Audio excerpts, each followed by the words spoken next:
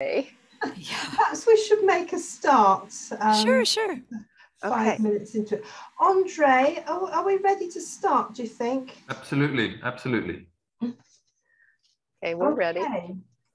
Right, I will introduce you. Well, welcome everyone to this wonderful talk. I'm absolutely delighted to welcome Lisa Levinson and Judy Carman from our partner organisation, the Interfaith Vegan Coalition. And they are going to speak to you about vegan spirituality, the climate solution. And they're going to talk for about 40 minutes. And please feel free to type questions into the Q&A. And at the end, I will deliver some of the questions, and we'll have about 20 minutes of questions at the end. Now, just to let you know, we can't see you. Hopefully you can see and hear us, but do type questions into the Q&A. I'll very briefly introduce them individually.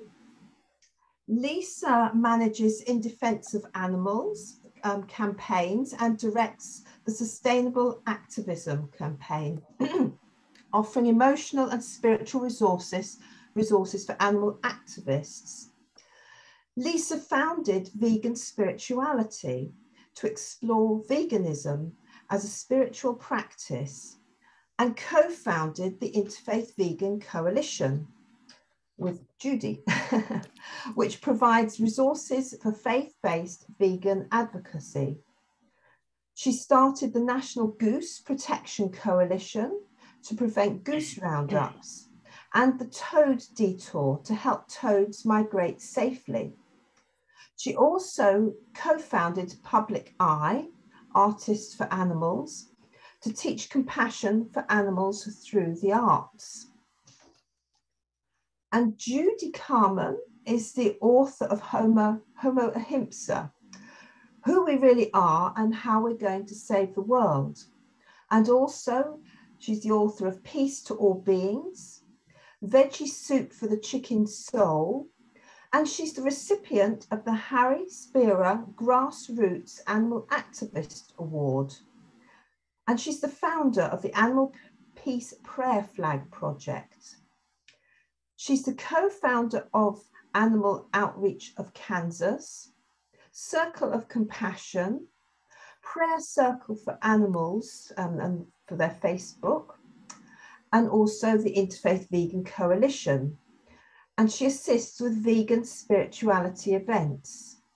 So I'm sure you'll all agree that they have a wealth of knowledge and experience in the world of vegan spirituality, and they're going to talk to us about their work now and how it can help us with the climate problems. So over to you, Judy and Lisa. Wonderful. Thank you so much, Barbara. We are absolutely delighted to be here. It's a privilege. We're so thrilled with our partnership with the Animal Interfaith Alliance, and this is our first opportunity to get to really speak with you, I guess in person via Zoom, we could say. So we're really happy to be here.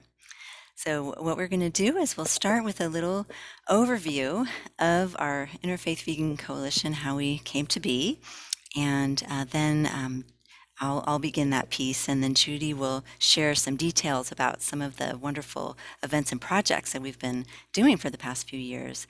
And then I'll go into a little bit more depth about our climate activity related to the plant-based treaty. So thank you to everybody. And I'll go ahead, I'm going to share my screen, so give me a moment to do that. And let's see.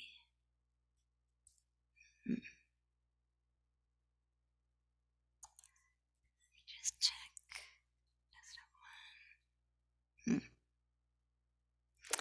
All right, let me try one little extra thing.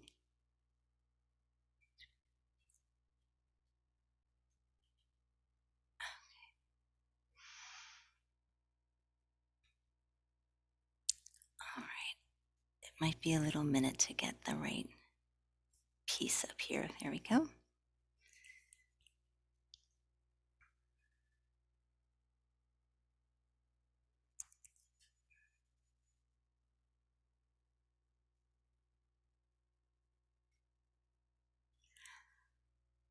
Wonderful. So thank you for your patience as we get our technicality going. So here we are. Let me close this out so you can see a little bit better. All right.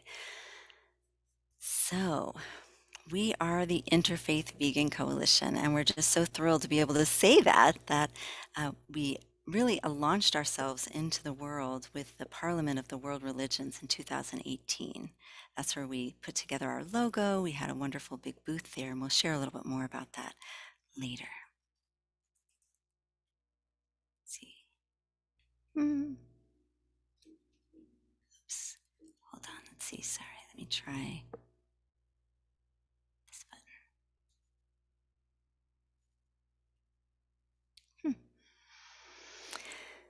So our goal is to really spread the vegan gospel of compassion for all beings. And so we think of this as finding inner peace when we recognize that all life is sacred and practice compassion for all living beings. Animal liberation and world peace come from this deep spiritual practice. And this is actually, we have these adorable little creatures. They're called horny toads. They're actually a little tiny lizard, and this one is literally on the tip of my finger. So just to show that life can be sacred in all shapes and sizes.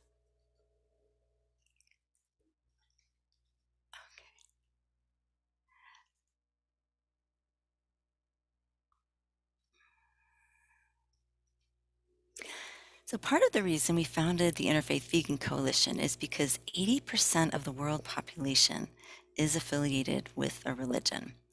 And to live in a vegan world, we have to share this vegan message that all life is sacred. So let's encourage people of faith and places of worship to widen their circles of compassion and include the non-human animals. So I encourage people to join our coalition, and our coalition is really made up of a team of religious and spiritual vegans who are dedicated to bringing vegan values to people of faith. And we welcome activists of all faiths. So here's our declaration. We declare that all life is sacred and interconnected. Our mission is to work with all faith and secular wisdom traditions to end human-caused violence, domination, and exploitation toward all beings. Finding that most traditions at their core encourage nonviolence, loving kindness, and harmlessness toward all life, the Interfaith Vegan Coalition assists these traditions to bring their ideals to fruition. This includes promoting vegan living, which makes it possible for all beings to thrive and to be free. Our goals are to build an interfaith vegan community, provide forums for vegan religious groups to collaborate on outreach projects, to help activists veganize their place of worship. That's a new word that we're utilizing, is veganize. It's an action, it's a verb.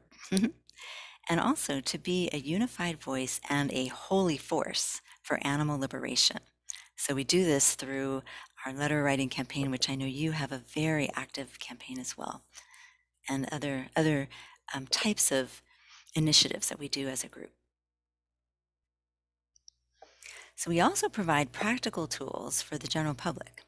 We have brochures, and we have a myriad of brochures that are available to download on our website, which is interfaithvegancoalition.org.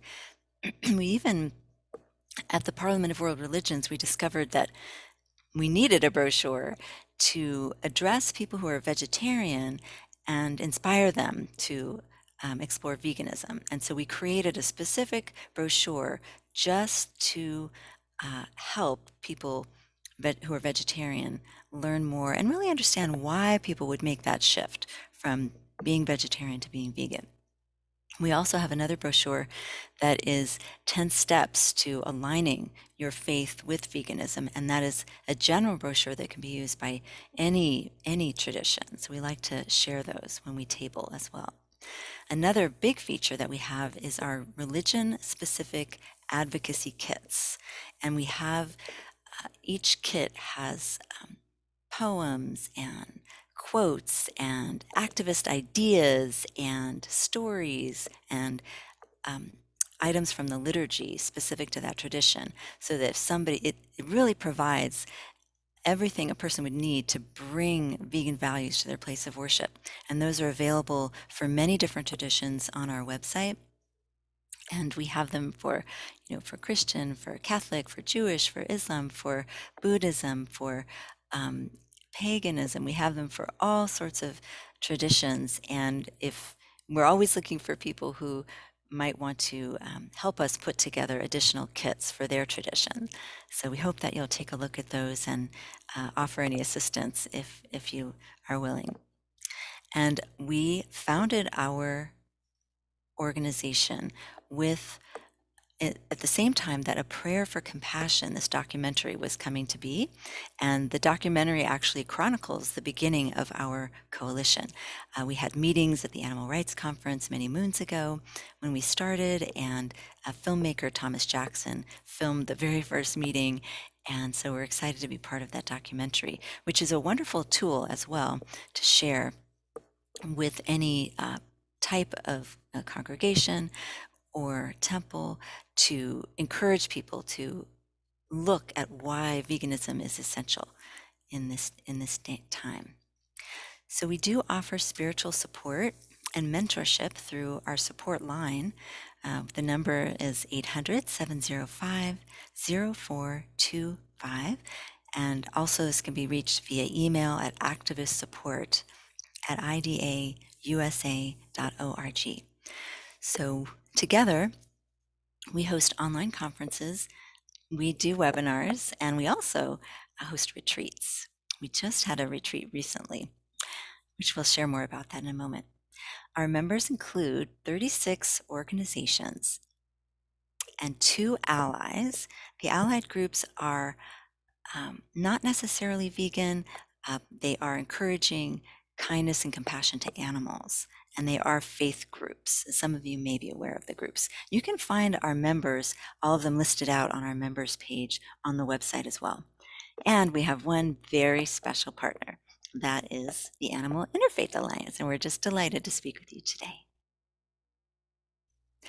So some of the member benefits are that we have a newsletter that we put together that has coalition updates.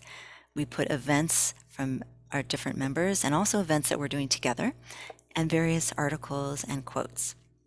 So we encourage you, if your group has anything you'd like to share with us, we would love to include it in the newsletter and let people know what our partner groups are doing. So you can do that by sending the content to interfaith@idausa.org. That will actually go to me, and I'll put it into the newsletter. We also host monthly online planning meetings, which anyone is welcome to join us. They are probably going to be late in the day for the people who are joining now, because they are generally in the afternoon Pacific time. But if you are interested in joining us, we can change the time and adapt it. We would love to have your input. We also offer quarterly partner member organization meetings. So these are different because the monthly meetings include anyone who's a member of the coalition, and we do accept individuals as members, and also we accept organizations as members. So the quarterly meetings are just for the organization. So this is where we can do strategic planning, much like you may have done earlier today in your meeting. And so we invite our partner groups, and definitely we like it when Barbara can also join us at these quarterly meetings. We do a lot of planning there and set up our initiatives for the next few months. We also do coalition advocacy together via different letters that we write, via alerts, which are like online petitions, and media releases, and other initiatives that involve, for example, the World Water Year or something of that nature. So we'll share a little bit more about that as well. So here's what we've been up to for the past few years. We were very honored to be part of the Parliament of the World's Religions in 2018, and that was where we launched all of our new programming. We brought our vegan advocacy kits there. We were able to interface with thousands of people, and Judy will share a little bit more about this, but I'm just going to go through a list of things so you know what we've been up to. We've also attended the Unity and Jane Conventions 2019. We hosted a Homo Ahimsa Award and a corresponding ceremony in 2021. That one might have been 2020, actually. And then in our Vegan Spirituality Forum and Retreat, we just recently hosted in October of 2021. And then in the same month, we had a busy month, we spoke on behalf of our coalition at the virtual Parliament of World Religions. Something coming up, we have a sermon contest, which we're encouraging lay and religious and spiritual leaders to submit themselves speaking on behalf of veganism or compassion for animals to an audience. And the goal of this is to really spread that message of compassion for all beings, and then to have presentations that we can point to and that people can use to further the message. So that contest is ongoing and it will be completed in June of 2022. So you're welcome to apply or share that with anyone that you know. So this is Judy, myself, and another collaborator, the picture here, at the Vegan Spirituality Forum and Retreat. So I just have a couple photos I'd like to share with everyone. This is the Interfaith Vegan Coalition. We call ourselves the IVC for short, and this is us in action. We are at the Parliament of World Religions in 2018. Visitors are coming to our table. They're picking up the brochures that we have, and also they are picking up the vegan advocacy kits. In the background, you can see our exhibit. We have an exhibit on animals and world religions, and it has all the major religions and some minor ones. And we had those at the booth so that people could actually walk through the exhibit and read it. It's similar to our kits, but it's in three-dimensional form. And we also had a video rolling. We gave out vegan food samples there, and we had a wonderful response from people who joined us.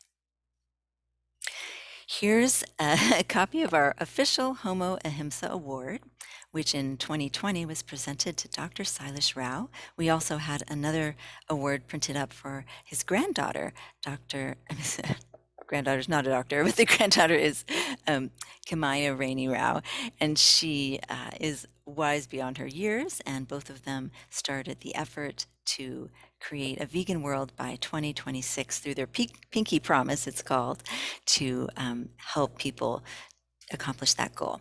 So we'll be doing this Homo Ahimsa Award annually, and we would love it if people in your coalition can also vote and nominate people for this award. And you may notice that Judy wrote a book called Homo Ahimsa, and that is the namesake of this prestigious award.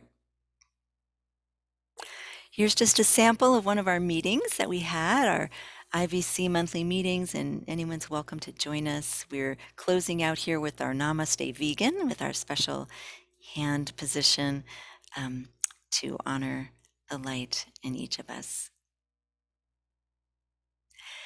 And here is a wonderful photo from our recent Vegan Spirituality Forum and Retreat. That was at Unity Village, and Unity is a worldwide tradition, and we were very fortunate to have Shad Groverland, who's a reverend, and also he is the director of Unity Worldwide Ministries, who attended this forum that we presented, and it helped him to make a pledge or a declaration to promote veganism within his faith tradition. So we're thrilled to be there, to have his presence, and to also be with these wonderful people who, at this point, this picture was taken just after we had a worship service and also a blessing of the animals, and both of them are adapted to include and integrate animals into the service so that they are part of our blessings, our wishes, our prayers, and our intentions for the day. So we hope that you are all very welcome to join us at any of these activities that we shared. And of course, you are officially members as part of our partner organization, Animal Interfaith Alliance. We're just thrilled that you've joined us, and we look very forward to collaborating with you on all kinds of projects, events, and more coming up in the future. So thank you very, very much. I'll go ahead and stop the screen share at this point.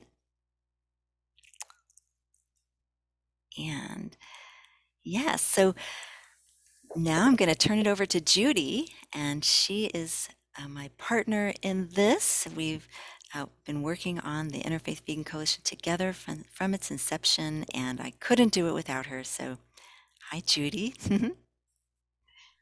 Hi, Lisa. Wow, that was a great presentation that you just did, I must say.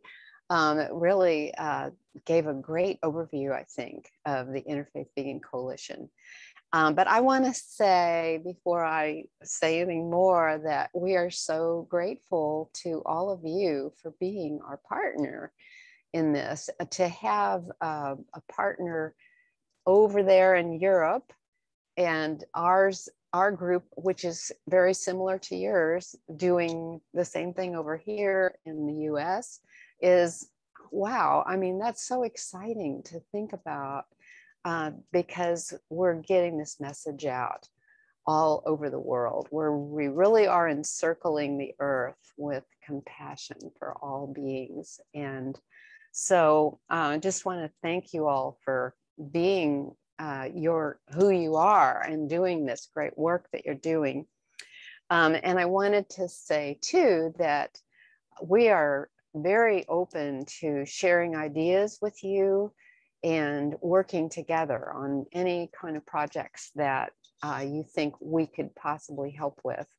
And of course, we would love for you to interact with us on some of our various projects. I know you all are extremely busy and have lots of things going on already, but if anything piques your interest, like the sermon contest, for example, or any of those things, please join us in those. And come to our quarterly meetings if you can, our monthly meetings. You're all welcome to come to those. So I thought I would go into a little more detail about some of the things that Lisa touched on. We have been very busy ever since we got started, and we have, I think I think I could say that one of our major goals is to reach the spiritual groups that are not vegan yet. And in order to do that, we've kind of found things like the Golden Rule Day, for example, that takes place every year. And the Golden Rule Project puts that on. And they do an all-day event where you can send in videos to them, pre-submit them before the day. And then they put it all together and then show it on that day, on Golden Rule Day, which happens in April. And we've done this the last 2 years, I think, 2 or 3 years, and gotten various members to submit things. And that gets that vegan message, that animal concern and care message to people who are very spiritually minded, but not necessarily thinking about veganism or extending that golden rule out to all beings. And so the Golden Rule Day has been a really good one for us to participate in. The Parliament of World Religions, as Lisa mentioned, was a huge event. There were about 8,000 people there. This was in Toronto, Canada, in 2018. And we just said, we've got to be there. And we've got to show the Parliament members what veganism is all about. So we had this wonderful booth, and Lisa showed a picture of it. and the art display that Lisa Kemmerer put together, Animals and World Religions, which each panel, there's, I believe we had the 12 panels with us, and each one has writing on each side that talks about how that religion, that specific religion, let's say Buddhism, for example, talks about kindness to animals and not doing any harm to them. And every religion has those statements. They're not that hard to find. And as Lisa mentioned, a lot of that same material is also in our kits for the various religions, so that people can actually go to our website, find the kit for their specific religion, and use the material there. There's books to have a book study at your church or your temple place of worship. There's poems, there's songs that are specific to that religion, but yet have to do with animals and expanding that circle of compassion out to include all beings, and including nature as well. So very helpful, in films that they can show at their place of worship, and just all sorts of resources like that. And of course, they can order the brochures, as Lisa mentioned, to bring and just set them there, or on a specific day, if there's going to be a talk about it, they can hand them out. So we try to help it in many, many ways. And so we had that, going back to the Parliament of World Religions, we had all those resources there for people to see. And so we reached a lot of people. And we also, thanks to one of our members, Frank Lane, he was able to organize a vegan banquet. And about 300 people came to that banquet there at the Parliament. And we had, the entire banquet was vegan. We had prayer cards at each seating, so that everyone could see what does a vegan prayer look like. And so that was really quite something, quite an accomplishment, we thought. We felt really wonderful about that.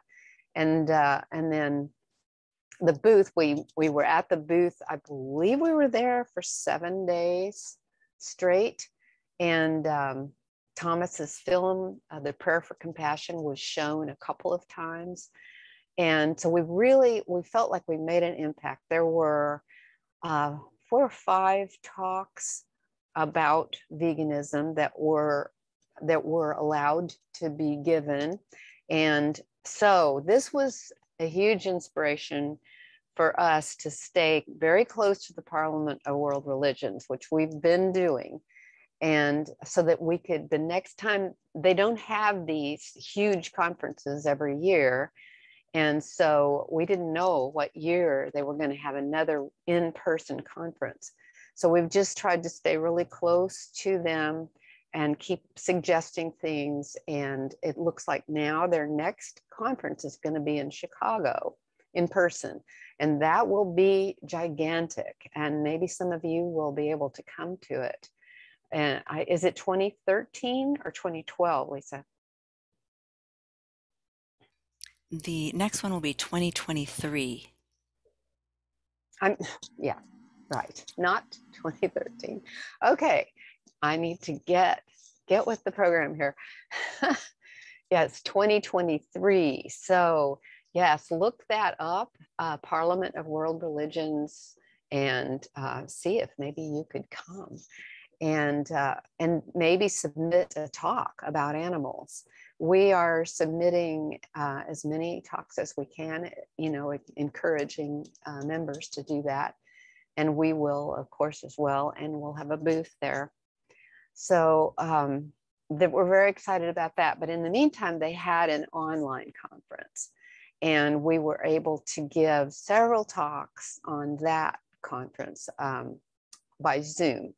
And so that was very exciting. We don't we got some pretty good coverage, but it's much better in person when we can have a booth. We'll reach a lot more people. But nevertheless, we presented as many talks as we could on the Zoom conference, and there were thousands of people checking in on those. So that was a great event. We've had so many. It's really been quite amazing. When Lisa and I first started this, we weren't sure where it would go, but there's been so much interest in doing this. And I think the consciousness that a lot of vegan groups have now is that we need the help of all the world religions and faith groups and ethics groups, all of these people who are living by the golden rule, who believe in kindness to people and want to create a better world, are starting to come around, starting to see that that expanding this out, this circle of compassion to include all life, is absolutely essential, or we're not going to get to the world of peace that we want. And so we think that your group and our group are happening at just the right time in the history of humanity, where this consciousness is rising now. And but our job, I believe, is to keep that energy flowing, keep it moving, and let people know what resources are out there already that they can use to keep moving this message forward in their religious communities, because we're talking about billions of people of faith who can make this happen. I mean, imagine if every person of faith got the concept, oh, we've got to include animals or we can't have peace for ourselves. That would be the tipping point. That would make it happen. So we need their help. And we talk about awakening the sleeping giant of religion. This is a giant force in the world that already aspires to love and to the golden rule. So I think we're really on to something, you all and us and all the groups that are in our membership. And I think this is just the perfect time to be doing this. So I'll talk a little bit more about the retreat that we had. So it actually took place in Kansas, near Kansas City, which is where I'm from. And we don't get a lot of conferences there about animals. So it was extremely exciting to have it there at the heart of the country, so to speak. But that is where Charles and Myrtle Fillmore started the Unity Church. And it was founded on pretty much vegan principles. It was founded in the early 1900s, before the word vegan had ever been invented. So they were vegetarian, but they also had the concept of ahimsa in not using leather, not using any animal products. And so I wanted to read one of the things that Charles Fillmore stated, which revolutionary at that time. He said, "We need never look for universal peace on this earth until men stop killing animals for food.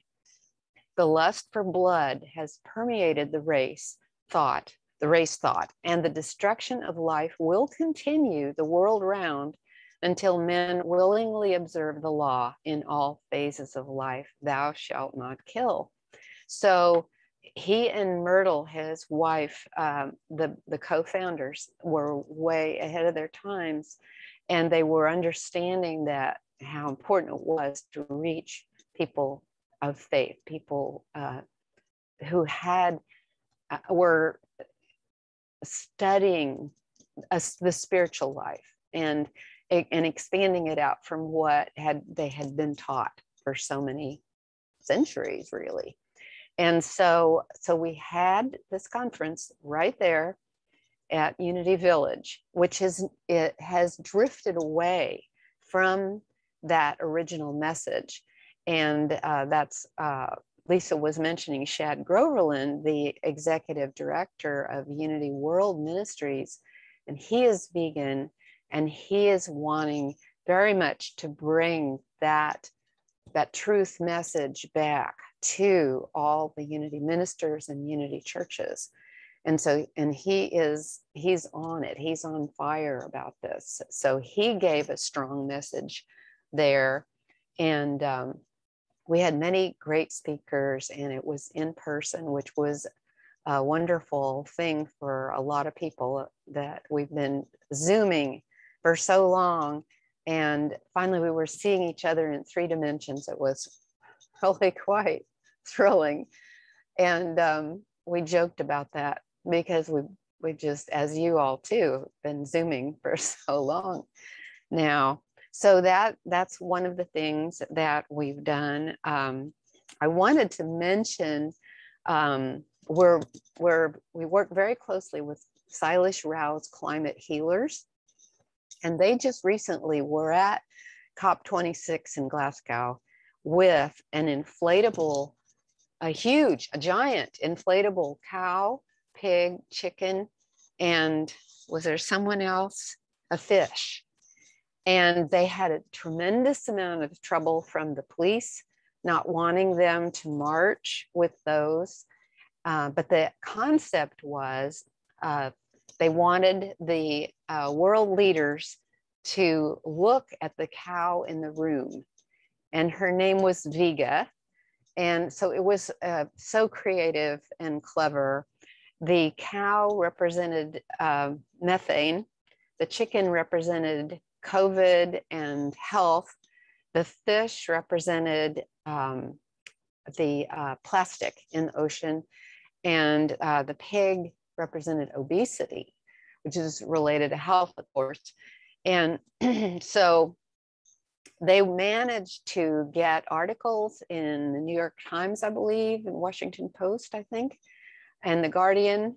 But of course, the menu there was heavy in meat. And so they weren't able to get meat animal products off the menu, which was one of their dreams and hopes. But they were certainly able to have a visual impact. And Silas was able to give quite an amazing talk as well. So that is really cool. And we work really closely with Climate Healers, where they have a quarterly Zoom conference with many speakers. And we usually do the opening and closing ceremonies, spiritual ceremonies for them, and also give talks and talk to people about resources and all of that. So that's, and we're also the Plant-Based Treaty that Anita Krantz got started, and Lisa really worked hard on that. And actually, Lisa, why don't you tell a little bit about that? Sure. So one nice thing is a lot of these groups are actually working in concert with one another. So Judy mentioned Dr. Silas Rao was at COP26, and he was involved in a lot of actions there. And part of that was supporting the Plant-Based Treaty, which is another initiative that was put together by the Animal Save movement, which is headed up by Anita Krantz, and she started Toronto Pig Save. And Anita approached the organization I work for, In Defense of Animals, and asked for some help to get endorsement for the treaty. And we actually got Sir Paul McCartney, who some of you are familiar with, to endorse the treaty. And then there was another project, which was an interfaith letter. So the Plant-Based Treaty was modeled after the Fossil Fuel Treaty. And that initiative was put together and it included an interfaith letter from leaders of faith objecting to the use of fossil fuels and encouraging moving away from them. And so Anita asked us, our coalition, to assist with an interfaith letter, a similar one, but for supporting the plant-based treaty. So we did that in cooperation with Richard Schwartz, who is a wonderful advocate and is in Israel currently. So we enlisted all of you and also all of our other members and other individuals that we were able to reach out to, like doctors, rabbis, people in the clergy, to submit a quote, and we put those together into a media release, and then we sent it out to the world. We sent it out to the people at the COP26 as well, and that was our goal, was to raise awareness and to bring the plant-based treaty to the forefront and to let them know that the religious and spiritual communities have an opinion about this, that we are endorsing the plant-based treaty and that we want to see other world leaders do the same. So that was an honor to put that together, and it's part of what your group, what the Animal Interfaith Alliance also helps us with, because then it increases our numbers, it increases our impact, and we're able to get the word out in a more powerful way. So thank you. Yeah, thanks, Lisa. And I think really we are about at the time to open up for Q&A. Is that right, Barbara? Yes, thank you very much, Judy and Lisa. That was really inspiring. I'm really grateful for you for that wonderful talk. I particularly liked what you said about awakening the sleeping giant of religion and how powerful that would be, you know, if they could give the vegan message. That, you know, absolutely excellent. And I think we're all sort of, you know, working towards the same goals and are on the same wavelength, and that's wonderful. I've got a couple of questions. Several people have said how inspiring the talk is, but from Jill, she thanks you and says, a question: how do we reach out to religious people who are climate deniers and think humans have a God-given right to do whatever they want to do with the non-human creation? That's a very good question. So there are people who are climate deniers, and I don't know that we will be able to change their minds about that, but we can certainly point them to information and evidence that Climate Healers has put together. They're a member of our coalition, and they have a website, and they've produced a white paper with a lot of data explaining the climate realities. And so that might be one way to share that with them. It's a little tricky with beliefs, though, because if somebody doesn't believe in something, that might be a little more challenging. I think one thing that I do with climate deniers is I focus more on the pollution that is caused by, from pig farms, for example, tremendous amounts of pollution from the lagoons that their waste goes into, which are very toxic and have lots of parasites and kill fish when they leak out and pollute neighbors' water. There's social justice issue just with that, because so many of the pig farms are in areas where people are very poor and they can't afford to move and get away from these horrible places. And a lot of the feces actually are also sprayed on land near them and make the air so toxic that they can't even go outdoors. So that just that one thing right there is terribly shocking to a lot of people. It has nothing to do with the climate and everything to do with animal agriculture.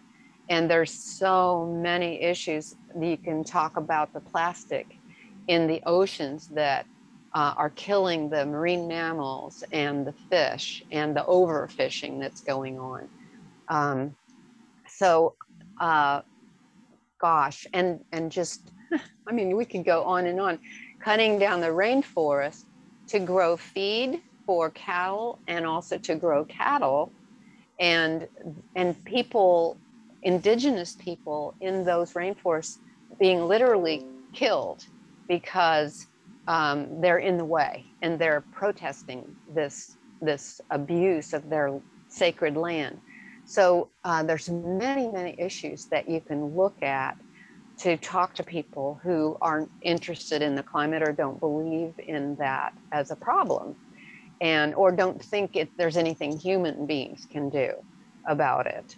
But we can certainly do a lot about the pollution, and this helps with world hunger and with the rights of indigenous people, and all of these issues are so interconnected. So I think for me, what I try to do is find out what common ground we have while we're talking. Ask lots of questions, find out if you've got time, and find some common ground. Do they care about people who are starving?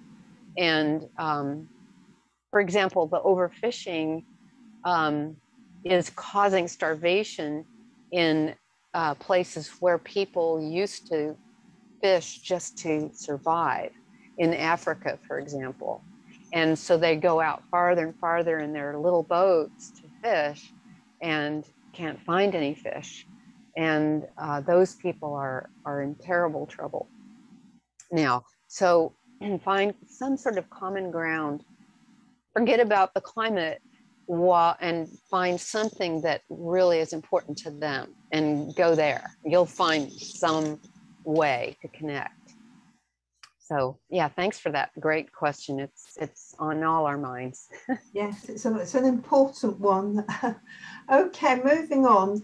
From Michelle, it also says it's a wonderful presentation, and says, as someone advocating for the inclusion of veganism within the subject of RE and worldviews in schools in the UK, your work and resources are inspirational. Thank you. And then she says, have you made any inroads in introducing spiritual veganism into schools? Well, that's an interesting question. So we haven't done a lot of humane education in the schools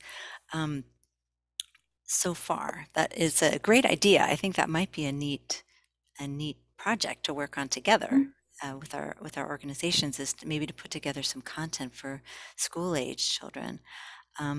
We have, let's see, some of the items in the kits involve stories, and also would be nice for children if somebody was doing, like, for example, a Sunday school or Hebrew school, something along those lines. That might be a good place to do some further advocacy. I think that's actually a great idea. For now, what we have is resources that are designed for children, that are through, like, IHE, which is the Institute for Humane Education. They have a lot of resources on their website, and some of them can probably be applied to spirituality, but we haven't gone in that direction yet.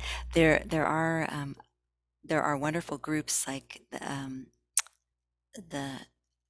let's see, Susan Hargraves has Animal Superhero Kids, and that's a wonderful group. And actually, Kamaya Rao, who we mentioned earlier as the recipient of our Homo Ahimsa Award, is one of the Animal Hero Kids.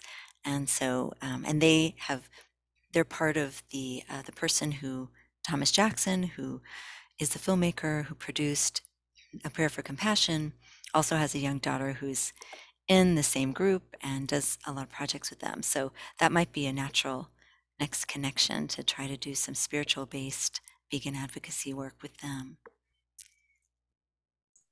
Yeah, in the U.S., there's the public schools really keep hands off on the subject of spirituality, pretty much.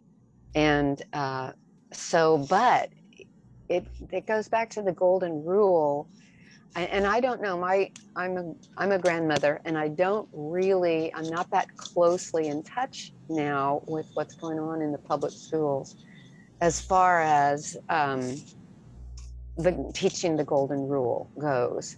That would be interesting to find out. But like Lisa was saying, the natural place would be the teaching the children in the places of worship. So yeah, we really need to look into that.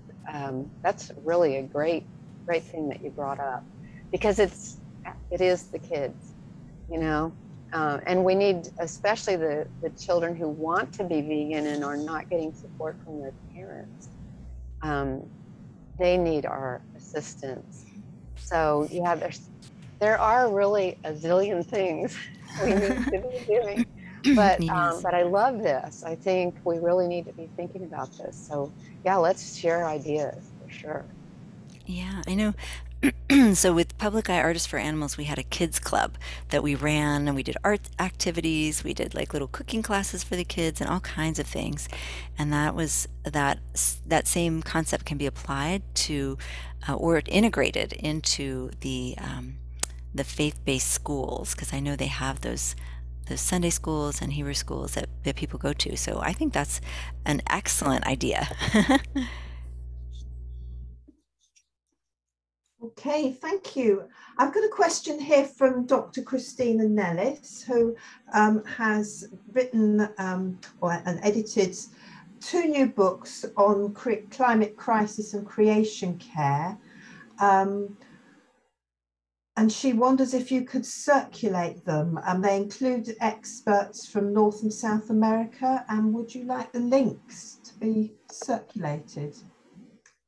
Yes, the answer is yes. We would love that. I will We make a can, note to send the links. yes, we can include that Great. information in our newsletter, and also help spread the word. Perhaps it could be included in one of the kits that we're putting together, like as a resource. So if any of you have resources, we would love to integrate them into these kits and then get them into more hands. That's fantastic. Definitely. Yeah, thank you. Really good. Okay, I've got one from Bob Isaacson now. And he thanks you again for a wonderful presentation. And he asks, are you working with any organizations in Asia, Latin America, or Africa? Another good question. So some of the groups that we're working with are international, and they're from different places. And I think we could do more recruiting in those countries for sure. But we have groups in France and Poland, and in Israel, and let's see, there are a few groups, but in Africa, I don't know specifically. if any. Judy, does that sound familiar to you when you're bringing in the new member organizations, or any of them from those countries? I don't think we have anyone from Africa yet, but we definitely want to do that. We're constantly kind of watching for any new groups that we hear about that might be interested, and then reaching out to them. But I was thinking about Suma Qinghai's group, which is a huge group, and they're pretty much worldwide. And I know they really helped climate healers with some aspect of the COP26 thing. I think they were offering vegan food or something like that. I'm not sure, but they're amazing, and they're pretty much worldwide. So yeah, but yes, if you think of any groups, Bob, or anyone else that you think would be interested in joining us or AIAI, yeah, let us know, because yeah, we need to really band together and work together, share our resources, share our events, and yeah, our energy. Yeah, good question. I mean, the more we can spread out globally, the better. So yes, if anybody knows of any groups, let us all know, and we'll approach them. Definitely. Okay. I've got a question from Sunita. She says, I'm worried about switching to vegan alternatives that may also have an effect on animals, e.g. the increase of almond milk means more almonds are needed, and I understand this can be harmful to bees. Is there guidance on safe switching? Yeah, that's a very good question. And almonds take a lot of water also, a lot less water than dairy milk does. But there's also, and actually I have not studied the amount of water it takes or the effects on bees of the different milks. But oat milk is really good. When we have a milk maker at home, and we get oat groats and soak them and then make milk out of that. And it's really good. And it saves a lot of different things, containers and all sorts of things. So, but now that that has been brought up, Zanetta, that's a very good question. I will study about how the bees and the oats get along, and because we get organic oats, and I think that's really important as far as the bees are concerned, that we buy organic, if not everything in our cupboards, almost everything, because they're just adding more and more terrible polluting and bee killing and butterfly killing pesticides and herbicides onto the agriculture world. And so to go organic, even if it costs more, you can consider that a donation to the earth, because it is a donation to the earth, and we need to encourage these organic growers and keep these and the veganic growers also. This is a growing community of veganic growers who are not using any animal products for fertilizer. And so I think that is there's not a lot of products that you can buy that are veganic. You can grow veganically, but any chance you get to buy something that is veganically grown, then that helps those farmers. And so, yeah, I would. That's probably the most I know about that right now. But yes, let's all go organic and really support those organic farmers and help the bees grow lots and lots of flowers for the bees and do everything we can for them and the butterflies. That's great, thank you. And Sunita's responded by saying, what a beautiful way to phrase buying more expensive but better products, donation to the earth. I fully agree with that. Okay, that's all the questions we've had. So just one final one from me, unless anybody else wants to pop something in the chat box. And it really is around the Parliament of World Religions. I mean, absolutely well done for getting involved there. We tried this year, probably not as hard as we could have done. We wanted to submit a talk, and we didn't get in, unfortunately. But we were saying earlier in our AGM that one of our goals is really to get animals onto the agenda of the main religious institutions, such as the Parliament for World Religions, also the United Nations, who have a Faith for Earth project. My question really is, how much do you feel that the Parliament of World Religions actually takes the animal issue seriously, or do you think at the moment it's a side issue? And if so, what can we do to push it up their agenda?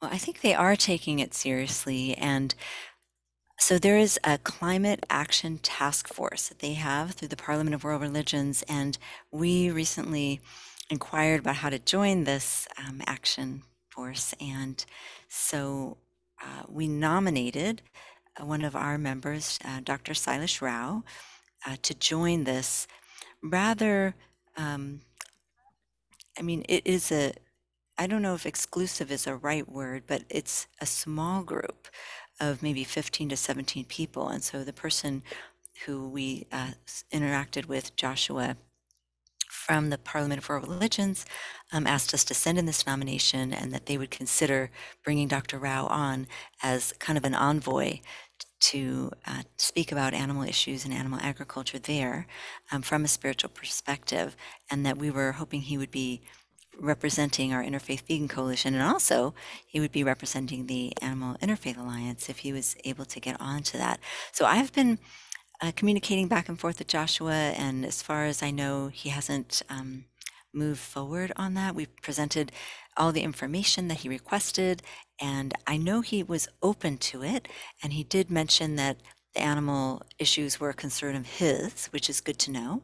So I think we have some support there. But they haven't officially approved or his nomination. And once that happens, I will feel much more confident that they are indeed wanting to move forward on that. And they also have something that we've been working on, is trying to find the right contact to be involved in the planning phases of the next Parliament of the World Religions, because it happens not like behind closed doors, but it does seem to happen, and we get an announcement of the next initiative, of the plans, of what's going on. We would like to be able to influence them as they're deciding. One of our goals as well is to have the Parliament of World Religions go vegan, or offer vegan food instead of having non-plant-based food there. And so we've been in discussions with some of the people there, and have to continue to find the correct person. I think once we find the right person to talk to, we'll be able to join in, because we're actually offering quite a lot. We're offering to help them. We have lots of materials. We can provide, menu options. We can do a lot to support them. We're coming to them with an offer and backing it up with practical ways that they can make this happen. So we would love to have your support in that effort, and both of our groups can maybe try to encourage them together. And we had this idea that they could do a vegan track, something where they've done in the past a track for women at their parliament. They'll have a track for like women's empowerment, or different items. And so what we like to do is have a vegan track there, so we know that anybody who's interested in learning how veganism can help protect our planet, they can join into those lectures, seminars, and workshops. So we're still working on it. But yeah, we can work together on that. The Animal Interfaith Alliance and an Interfaith Vegan Coalition together, we'd have even a bigger voice. So yeah, I think we're going to do it. We'll just say that. Excellent. Yeah, so I'd be happy to start a letter with some of the people that I have interacted with. There's a person named Miriam, another person Joshua, and we can even ask them who's the best person to speak with about this. I know Silas had been trying to reach out to people, and Charlotte Cressy, who's also a part of our planning group, have reached out to their contacts there. So we'll continue, but maybe we can compose a letter together and maybe set up a meeting. I met with Joshua once before, and perhaps we can set up another meeting to kind of move this forward, because 2023, believe it or not, is right around the corner. And if we want to get veganism on the agenda, I think we have to start now. Mm-hmm. Absolutely. Well, thank you very much for that. That was absolutely inspiring, and we're so grateful for your talk and for all you're doing. And we very much look forward to working with you in the future to achieve some of these things. I can see Andre's appeared again. I just wanted to make a quick suggestion. Okay. When I worked for Animal Aid, that's one of the UK's largest animal rights organizations, they did a lot of cooking demonstrations in schools. And the way they got into schools was not by mentioning the word vegan or vegetarian. And so in the context of your wonderful presentation today, I thought you could use perhaps the concept of climate-friendly cuisine. So you don't scare people who are non-vegans or non-vegetarians, especially if you want to get into the system, into the establishment. And also Animal Aid used to get free samples from all the suppliers, because obviously that was, that was good for their business. So I don't know if you've managed to do that in the US as well, but so it doesn't, I mean, hardly costs anything. That what is labor intensive is actually finding volunteers among your people to do this sort of thing. But so the idea is not to scare the public by labeling yourself vegan or vegetarian, just calling yourself climate friendly cuisine. And obviously it stands to reason that you're going to be promoting vegan cuisine. So that's just a suggestion. Wonderful. That's such a great idea. And there are different groups in the US that specifically work in the school system, like the Educated Choices program, and In Defense of Animals helps to fund them, and they have the networks all set up to educate children. I think if we were to approach that, it would probably be within the faith-based tradition. So it would be not within the school system, but within their churches or synagogues, and try to reach their educational branches and maybe offer something that way. That would, and we could use the same strategy there, I'm sure. So that's a wonderful suggestion. Thank you so much. Yeah, the Physicians Committee for Responsible Medicine talks about universal meals. And what they're trying to do, last I heard, was introduce the concept to airlines and hospitals and schools, when the idea is that it's food that is acceptable to everybody. Yes. So it's gluten-free, vegan, plant-based, they would say, and no allergens in it. So the idea is it's inclusive. Anyone can eat this food, which is a brilliant concept. And it's the same as what you're talking about, the climate-friendly cuisine, because it's something everyone can grab onto and say, yeah, I'm for that, So I think, yeah, in many situations, that's a good way to go. Thanks. Good suggestion, Andre. Thank you.